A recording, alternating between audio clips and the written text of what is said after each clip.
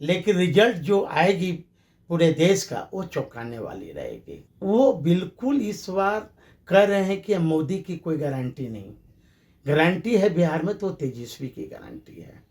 एक हनुमान है ना, नकली हनुमान जो घूम रहे हैं, वो खुद अपने आप को मठाधीश बन बैठे हैं दलितों का, और खुद कहते हैं कि संपन्न दलित आरक्षण छोड़ दो। 4 तारीख को बीजेपी के खासकर देश के प्रधानमंत्री बनारस में मुजरा सुनना पसंद करेंगे कि कहाँ मुजरा पसंद करेंगे। नमस्कार, आप देख रहे हैं दर्श न्यूज। मैं मुकेश कुमार। लोकसभा चुनाव खत्म हो चुका है, अब 4 तारीख को रिजल्ट आना है। इसको लेकर एनडीए और इंडिया दोनों एक दूसरे पे आरोप प्रत्यारोप लगा रहे हैं। जिस तरीके से एग्जिट पोल आया है उसमें कुछ न कुछ कमियां या खामियां देखने को मिल रहा है। हमारे साथ बात करने के लिए राजद के वरिष्ठ नेता अनिल कुमार साधु जी हैं। उनसे हम जानेंगे कि क्या कुछ सच्चाई है और उनका क्या कहना है, और सीट की अगर बात करेंगे तो किस तरीके से वो अपने दावा करते हैं कि इंडिया किस तरीके से वो जीत हासिल करते हैं।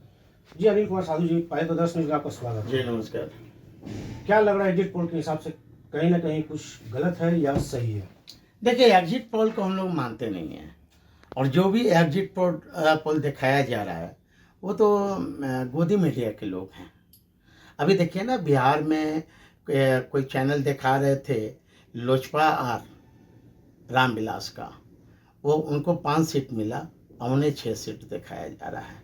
उसी तरह आप हरियाणा में एक पार्टी है, वहाँ सीटें हैं हरियाणा में 10 सीट, और वहाँ एग्जिट पोल दिखा रहा 16 से 19। हिमाचल प्रदेश में 4 सीट है, वहाँ दिखा रहा 6 से 8। महाराष्ट्र में कुछ सीट है दिखा रहा 9 से 11। इसी तरह ये गोदी मीडिया पहले ही से हवा बना रही है, लेकिन रिजल्ट जो आएगी पूरे देश का वो चौंकाने वाली रहेगी। क्योंकि पूरे बिहार में नहीं बल्कि पूरे देश में बेरोजगारी का मुद्दा रहा है, खासकर युवाओं का, महंगाई का मुद्दा रहा है, रिजर्वेशन का मुद्दा रहा है, और संविधान का मुद्दा रहा है। वह देश के युवा जो नारा लगाते थे पिछले चुनाव में कि हर हर मोदी घर घर मोदी, वो बिल्कुल इस बार कह रहे हैं कि मोदी की कोई गारंटी नहीं, गारंटी है बिहार में तो तेजस्वी की गारंटी है। और देखिएगा बिहार से चौंकाने वाला रिजल्ट आएगा। जो लोग कह रहे हैं तेजस्वी यादव ही ऐसा व्यक्ति नेता जो देश के प्रधानमंत्री को रोड पर लाकर खड़ा कर दिया। मोदी जी कह रहे हैं कि 400 सीट पार करेंगे, लेकिन कल तेजस्वी यादव ने भी कहा है कि 300 सीट पार करेंगे और हम लोग विजय हासिल करेंगे। क्या लग रहा है आपको? देखिए, यहाँ राम रहीम का अब मुद्दा नहीं है, यहाँ राम राज का भी मुद्दा नहीं रहा, सब साइलेंट हो गया। जो मोदी जी का जो वोटर्स थे वो निकल नहीं पाए। जो गरीब गुरबा का जो वोटर्स था, जिसको लालू प्रसाद यादव ने मुंह में आवाज दिया, कागज चुनने वालों, घोंगा पकड़ने वालों, गाय चराने वालों, सुअर चराने वालों, चौकीदारी करने वालों, ठेला चलाने वालों, वो लोग बूथ पर निकले और सवेरे ही निकल गए। इसलिए रिजल्ट चौंकाने वाला आएगा। मोदी जी से तो लोग पूछ रहे थे युवा कि 2 करोड़ नौकरी कहाँ गया हमारा, 10 वर्ष में 20 करोड़ नौकरी होते हैं। महिलाएं पूछ रही थी कि 15 लाख रुपए मेरे खाते में अभी तक क्यों नहीं आए। बिहार के लोग पूछ रहे थे कि बिहार का विशेष राज्य का दर्जा क्या हुआ। इसलिए मोदी जी इस बार कोई ये नहीं, भारतीय जनता पार्टी के लोग ही इस बार भारतीय जनता पार्टी को हराना चाह रहे थे। पटना साहिब क्षेत्र की अगर बात करते हैं तो अंशुल अभिजीत उतरे हैं, जो कि 2 बार सांसद रविशंकर प्रसाद रह चुके हैं। क्या लगता है कि 4 तारीख को अंशुल अभिजीत रविशंकर प्रसाद को मात दे पाएंगे? देखिए, पटना साहिब के लोग क्या रविशंकर जी को आज तक चेहरा देखा है? 10 वर्ष तो वो जीते हुए हो गए।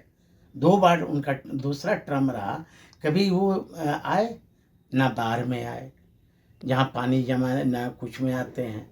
इसलिए जो कांग्रेस के जो उम्मीदवार थे वो उम्मीदवार बहुत ही अच्छा था, निश्चित तौर पर उनकी जीत हो गई। जिस तरह उनका पोलिंग हुआ खासकर बख्तियारपुर ग्रामीण इलाका में, कांग्रेस की महागठबंधन की अच्छा पोलिंग हुई है। बीजेपी के तो लोग निकल नहीं पाए बूथ पर। आप लोग तो साक्षी गवाह हैं, इसलिए एग्जिट पोल वोल को हम लोग नहीं मानते हैं। इस बार बिहार है, ये बिहार है, हल्दी लगा देगी चिड़िया, उड़ती चिड़िया को लोग हल्दी लगा देते हैं। और जो एग्जिट पोल में बताया जा रहा है कि चिराग पासवान 5 सीट लाइन है, तो उस पर क्या आप कहेंगे? देखिए, मैं तो चिराग जी का ही नहीं बल्कि सभी भी एनडीए का जो सीट था, हमने सभी सीट पर हमने डोर टू डोर घूमने का काम किया। चाहे वो रविशंकर जी का क्षेत्र का मामला हो या चिराग जी का हाजीपुर का हो, इस बार कहे ना कि जनता चौंकाने वाला रिजल्ट देगी। इस बार जो लोग सोच रहे हैं कि हम वर्ल्ड रिकॉर्ड तोड़ेंगे, गिनीज बुक ऑफ में मेरा नाम दर्ज होगा, चिराग जी भी वहाँ भी जो भी होगा 50 और 1 के बीच में वहाँ लड़ाई है। तो क्या लग रहा है कि मोदी जी 400 पार कर पाएंगे या नहीं? नेवर, कभी नहीं। वो जमाना गया। या राम रहीम के नाम पर इस बार पोलिंग नहीं हुआ, राम के नाम पर पोलिंग नहीं हुआ, हिंदू मुस्लिम के नाम पर नहीं हुआ। यहाँ पोलिंग हुआ पूरे बिहार ही नहीं बल्कि पूरे देश में हुआ है। महंगाई, भ्रष्टाचार और रोजगार। मोदी जी पहले भी चुनाव में वादा कर चुके थे कि जब मैं जीतूंगा तो काला धन वापस लाऊंगा, जो तो वो आज तक पूरा नहीं हो पाया। मोदी जी ने बहुत वादा किया बिहार की जनता को। बिहार का विशेष राज्य का दर्जा उन्होंने वादा किया, 15 लाख खाते में आने का वादा किया, 2 करोड़ हर साल नौकरी देने का वादा किया। हाँ, फिर पटना यूनिवर्सिटी का दर्जा, सेंट्रल यूनिवर्सिटी को दर्जा देने का काम किया, दरभंगा के एम्स देने का वादा किया। क्या हुआ? ये तो जुमलाबाजी ये लोग करते हैं। इस बार बिहार की जनता, देश की जनता नरेंद्र मोदी को सबक सिखलाएगी वोट के माध्यम से।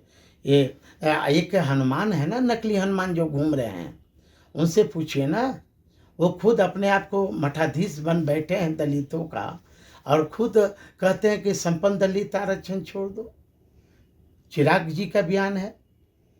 अच्छा, ये आखिरी सवाल है साधु जी, कि कहने का मतलब ये कि अगर मान लीजिए इंडिया गठबंधन अगर जीतती है तो क्या कुछ आप लोग का मुद्दा रहेगा, किस तरीके से आप लोग काम करेंगे? हमारा नेता का मुद्दा स्पष्ट है। मैनिफेस्टो में हमारे महागठबंधन का आरजेडी का है। हमारे नेता ने बोला कि हम जब मुख्यमंत्री बनेंगे तो हम नौकरी देंगे, लेकिन उन्होंने डिप्टी सीएम ही बना तो 5 लाख नौकरी बिहार के ही लोगों को नहीं दिया। जहाँ कुछ लोग ये मंगल राज की बात करते हैं, बगल में हमारा पड़ोसी राज्य है यूपी, वहाँ के भी लोगों को, युवाओं को, लोगों को नौकरी मिला।